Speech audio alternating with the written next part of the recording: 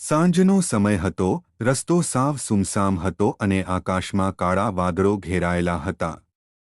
આ શાંત વાતાવરણમાં સોનિયા અને નિત્યા વચ્ચેના ઝઘડાનો અવાજ ગુંજી રહ્યો હતો.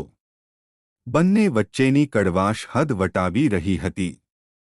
અનન્યા સતત બંનેને શાંત પાડવાની કોશિશ કરી રહી હતી.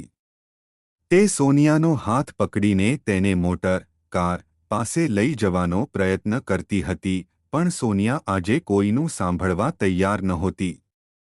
તેના મનમાં નિત્યા પ્રત્યેનો ગુસ્સો જ્વાળામુખીની જેમ ફાટી રહ્યો હતો.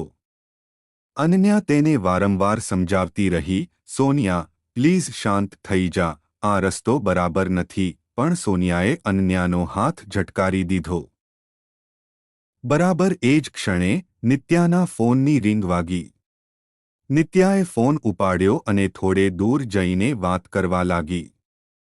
તેના ચહેરાના હાવભાવ બદલાયા. તે ફોન પર ક્લબમાં જે કંઈ પણ બન્યું હતું તે બધું જ સામેવાળી વ્યક્તિને કહી રહી હતી. અનન્યાની નજર નિત્યા પર હતી.